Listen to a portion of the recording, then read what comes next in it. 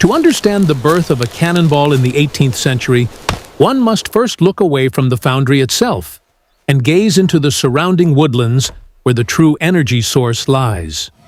A single furnace campaign requires the complete devastation of miles of forest, transformed into charcoal by colliers who live isolated lives among the smoldering clamps of oak and beech. These men carefully stack timber in conical mounds, covering them with turf and soil to starve the fire of oxygen, baking the wood rather than burning it until it becomes lightweight, carbon-rich fuel capable of burning hotter than raw timber ever could.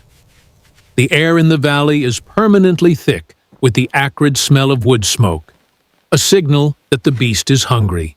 Carts laden with this black gold rumble constantly down the muddy tracks, their wheels sinking deep into the ruts, converging on the ironworks where the stockpiles grow like small, dark mountains.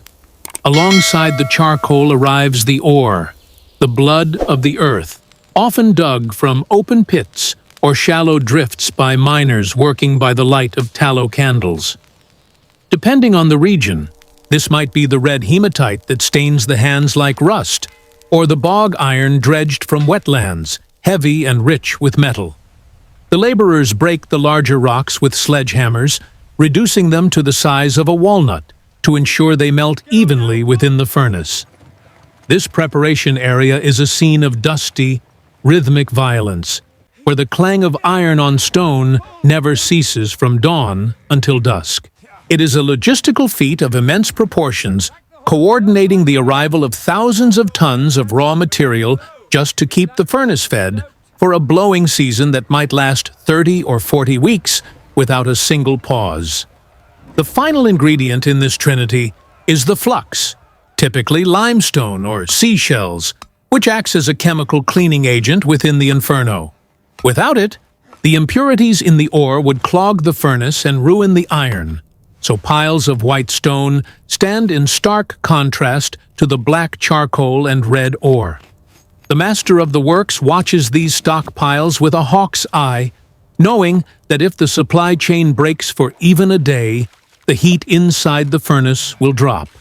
The iron will seize, and the entire campaign will end in financial ruin. There is no off switch here, only a relentless demand for resources that reshapes the entire landscape, turning green forests into bare hills to feed the wars of empires. At the heart of the operation stands the blast furnace, a masonry tower rising perhaps 20 or 30 feet against the sky, roaring with a sound that resembles a perpetual thunderstorm trapped in stone.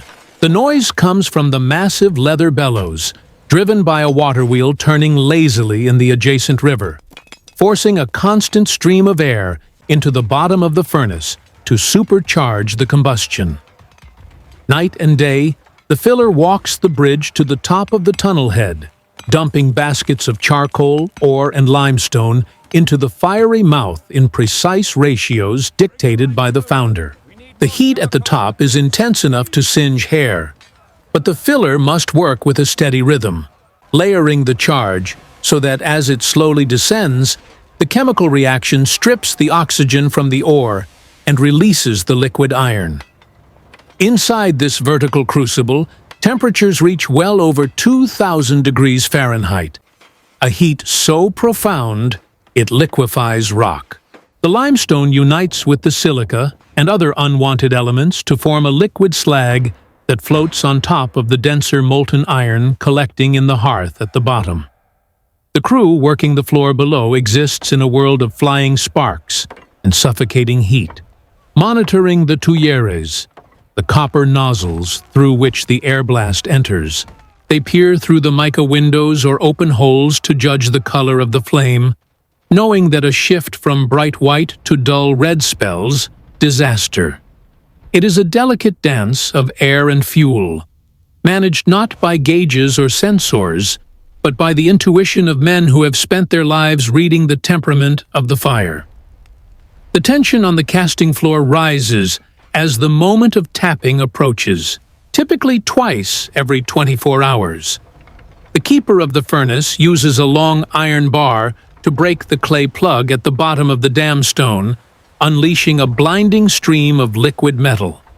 For ordinary pig iron, this would flow into crude channels dug in the sand. But for cannonballs, the quality of the metal must be higher, and the flow must be controlled with absolute precision. The slag is skimmed off, diverted to a waste pit, where it cools into glassy, useless rocks, while the iron master judges the fluidity of the metal.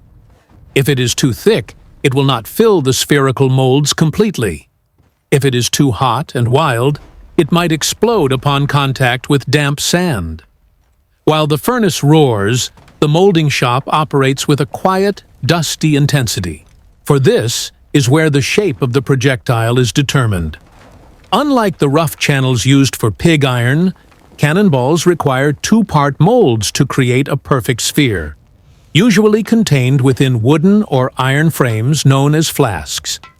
The molder uses a pattern, a wooden ball turned on a lathe to the exact diameter required for the caliber of the gun, accounting for the slight shrinkage of iron as it cools. He places the pattern halfway into the bottom box, packing a specialized mixture of sand, clay, and coal dust around it. This green sand must be damp enough to hold its shape, but porous enough to allow steam and gases to escape when the molten hell enters the cavity. The skill lies in the ramming of the sand, performed with wooden mallets and small hand tools. If the sand is packed too tightly, the gas cannot escape, causing the iron to boil and creating blowholes that ruin the shot. If it is too loose, the force of the liquid metal will wash the sand away, leaving a misshapen lump. Once the bottom half is firm, the molder dusts the surface with parting sand, often dry brick dust or fine charcoal, to ensure the two halves of the mold do not stick together. He places the top flask, repeats the packing process, and then carefully lifts the top half away to remove the wooden pattern. The removal is a moment of held breath. A single tremble of the hand can crumble the edge of the mold, necessitating starting all over again. With the pattern removed, a pristine negative space remains in the dark sand, a perfect hollow sphere waiting to be filled. The molder then cuts a channel, or sprue, through the sand of the top flask to allow the metal to enter, and often a second channel, a riser, to let air escape and provide a reservoir of molten metal to feed the casting as it shrinks. Before closing the flask, the molder might coat the cavity with a wash of graphite and water to ensure a smooth finish on the ball, vital for aerodynamics. The two halves are clamped together tightly, weighted down with heavy stones or iron pigs to prevent the hydrostatic pressure of the liquid iron from floating the top flask and ruining the casting. Rows of these prepared molds line the floor, a silent army waiting for the tap. The casting moment is a choreography of extreme danger, where the line between a successful product and a fatal accident is measured in inches and seconds. Men rush to the furnace tap with iron ladles lined with clay, catching the molten stream that glows with a terrifying brightness. These ladles, heavy even when empty, become unbearable burdens when filled with 60 or 80 pounds of liquid iron. Two men typically carry the larger ladles using long handles to keep the heat away from their bodies, shuffling quickly across the uneven dirt floor toward the waiting rows of flasks. The air shimmers with heat haze, distorting vision, and the smell of scorching wool and singing hair is common as sparks fly unpredictably from the bubbling metal. Pouring the iron into the mold requires a steady hand, despite the crushing weight and the sweat stinging the eyes. The pourer tilts the ladle, aiming for the small sprue hole in the sand, trying to keep the stream continuous to prevent cold shuts, where two streams of metal meet but fail to fuse, creating a weak point that could shatter on impact. As the iron rushes into the cavity, the mold comes alive. Gases vent furiously through the sand, burning with small blue flames as the coal dust ignites. A low rumble often emanates from the boxes as the air is violently displaced. If the sand is too wet, the water turns to steam instantly, expanding with explosive force and throwing molten iron back into the face of the pourer, a dread that haunts every man on the floor.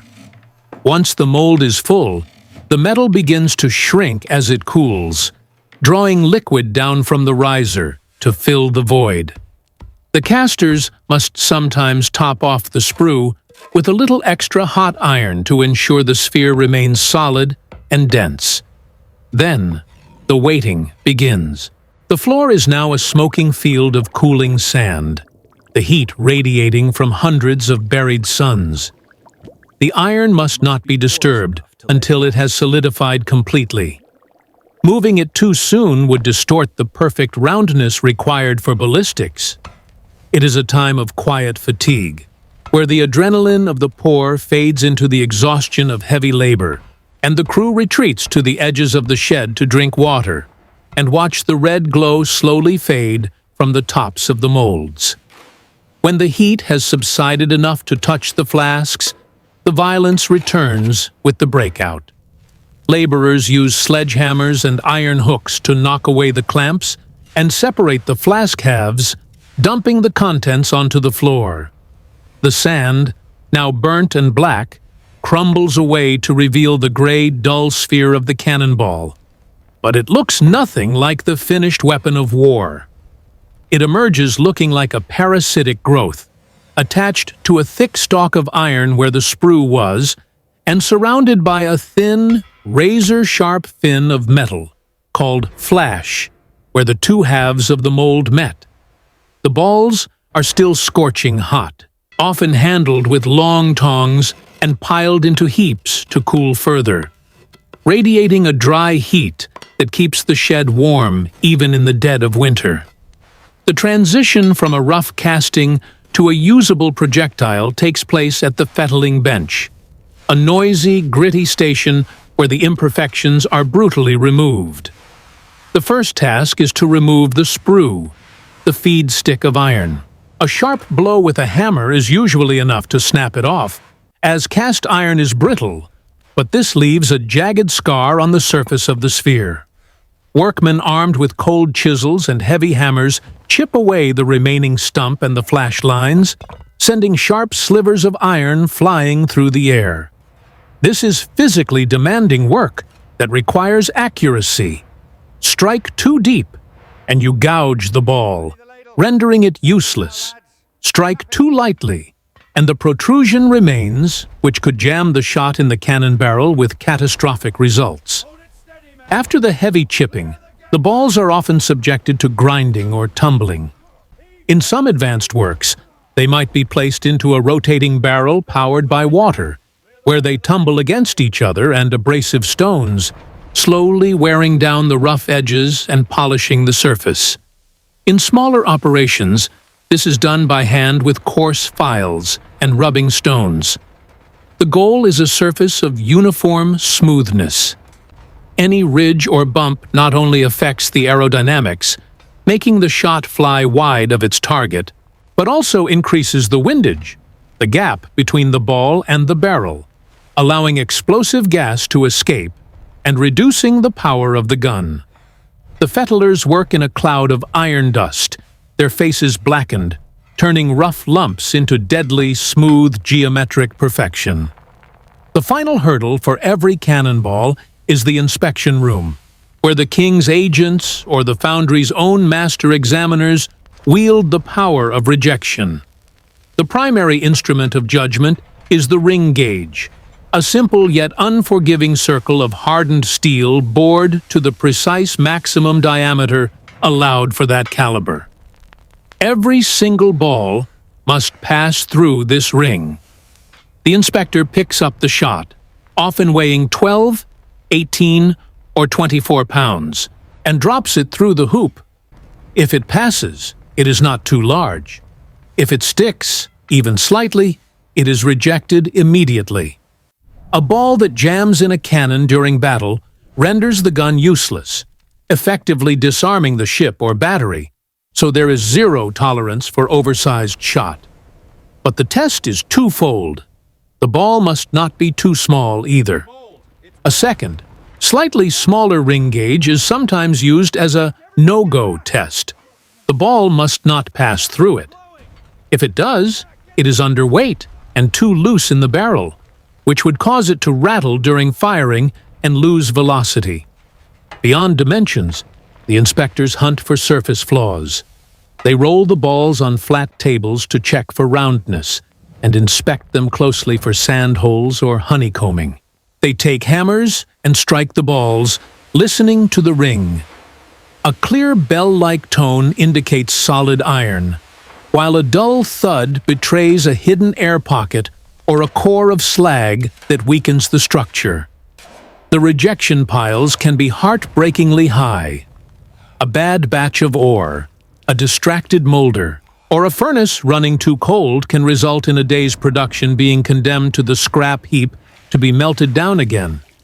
The accepted balls are cleaned of any remaining rust, sometimes coated in lacquer, coal tar, or grease to protect them from the salt spray of a naval voyage.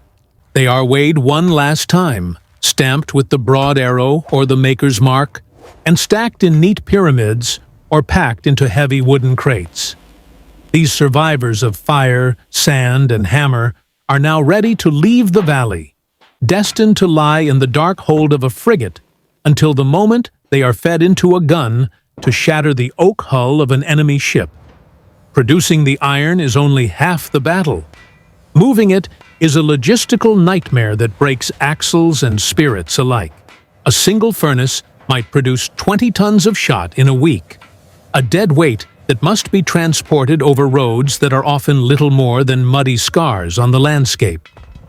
In the wet seasons of autumn and spring, the clay tracks turn to quagmires that can swallow a cartwheel up to the hub, stranding valuable convoys for days. Teams of oxen, preferred over horses for their steady, plodding strength, strain against leather yokes, their breath steaming in the cold air as drovers shout and crack whips to gain a few yards of progress. The local parish records often complain of the iron traffic, destroying the King's Highway, leaving deep ruts that harden in summer and break the legs of travelers' horses, creating a constant tension between the ironmasters and the local communities. Because land transport is so treacherous and expensive, water is the only true highway for heavy ordnance. The carts struggle only as far as the nearest navigable river or man-made canal cut specifically for the trade. Here, the heavy crates and loose piles of shot are manually heaved onto flat-bottomed barges or severn trows. These vessels sit low in the water, dangerously heavy, guided by bargemen who use long ash poles to navigate the currents and shallows. A sudden flood or a shifting sandbank can capsize a barge, sending tons of munitions to the riverbed, where they will rust in the silt for centuries, a complete loss of capital and labor. The journey downriver is a slow, meandering drift toward the coast, passing through locks and weirs, joining the wider arteries of trade that feed the naval dockyards.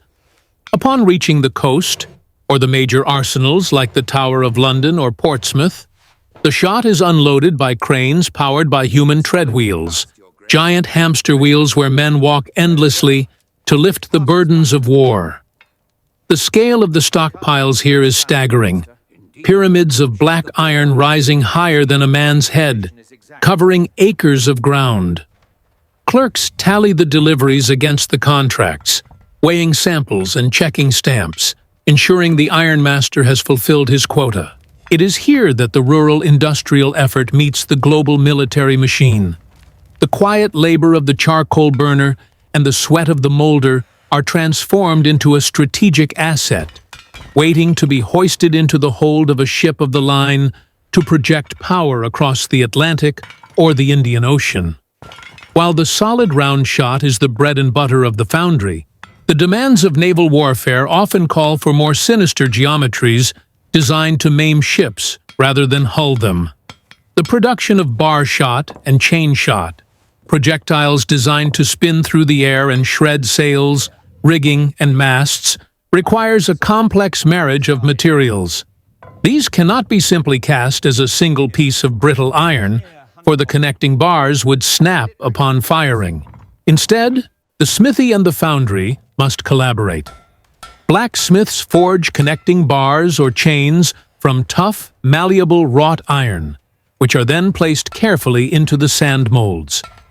The molten cast iron is poured around the ends of these wrought iron inserts, a technique known as casting in. This process is fraught with technical peril. If the molten iron is too hot, it might melt the wrought iron bar completely, destroying the projectile's integrity. If it is too cool, it will not fuse with the bar, and the shot will fall apart the moment it leaves the muzzle. The molder must position the bars with absolute precision within the flask, often using small metal supports, called chaplets, to keep the iron centered in the void. When the metal is poured, it locks the wrought iron capabilities of tension with the cast iron's weight, creating a hybrid weapon. These items are difficult to fettle and stack, awkward objects that defy the neat organization of round shot. Yet they command a higher price from the Ordnance Board due to the specialized labor required to berth them. Then there is the production of langrage, or the components for canister and grape shot, which turns a cannon into a giant shotgun for clearing enemy decks. In the foundry, this often means utilizing scrap or casting smaller, rougher iron chunks that don't need the aerodynamic perfection of long-range shot. These are packed into tin canisters or canvas bags quilted with cord, often by women and children working in the finishing sheds or at the dockyards. The foundry's role here is volume rather than precision, churning out pounds of jagged iron or small balls that require less finishing but just as much metal. It represents the grim diversification of the trade, ensuring that for every tactical need of the admiral, the fire of the furnace has an answer. The cycle of production closes not with the shipping of the iron, but with the settlement of the ledger, a process often slower than the manufacturing itself. Iron masters frequently wait months or years for payment from the government, navigating a labyrinth of bureaucracy and bills of exchange, while they must pay their own workers weekly. This financial delay ruins many. A furnace may be blowing successfully, producing tons of perfect shot, yet the master faces bankruptcy because the crown is slow to pay its debts. The survival of an ironworks depends on credit and the intricate web of debt relationships with charcoal suppliers, landowners, and merchants. It is a high-stakes gamble where the fortunes of families rise and fall with the rumors of peace. For when the treaties are signed, the demand for iron collapses overnight, and the fires are allowed to go out. Yet, as long as the demand exists, the impact on the land is permanent and profound. The ironworks are the engines that chew up the old feudal forests, leaving behind coppiced woodlands managed strictly for fuel, changing the ecology of entire regions. The valleys echo with the thump of the hammer and the roar of the blast, creating pockets of industrial revolution long before the history books date the phenomenon. The workers, from the blinded, scarred veteran of the casting floor to the collier with lungs black from dust, form a new class of industrial laborer, tethered to the rhythm of the furnace rather than the rising of the sun. They live in the shadow of the smoke, their livelihoods dependent on the continued hunger of the guns. Ultimately, a cannonball is more than a lump of metal. It is the crystallized energy of 1,000 acres of forest and the accumulated labor of hundreds of men. When it is finally fired in anger, crashing through the bulwarks of a frigate or plowing into the ranks of infantry, it expends that stored energy in a split second of violence. But back in the quiet valley, the process has already begun again. The trees are being felled, the ore is being dug, and the blast furnace continues its deep, rhythmic breathing. The fire does not care about the politics of the war. It only cares to be fed, driving a relentless cycle of creation and destruction that forges the modern world in its heat. The furnace demands fuel, and this channel runs on the curiosity of viewers like you. Subscribe to keep the fires lit and the history alive. Share this video with a fellow enthusiast to help us grow our guild of historians. And before you go, tell us in the comments, what other forgotten industrial process should we cast into the spotlight next?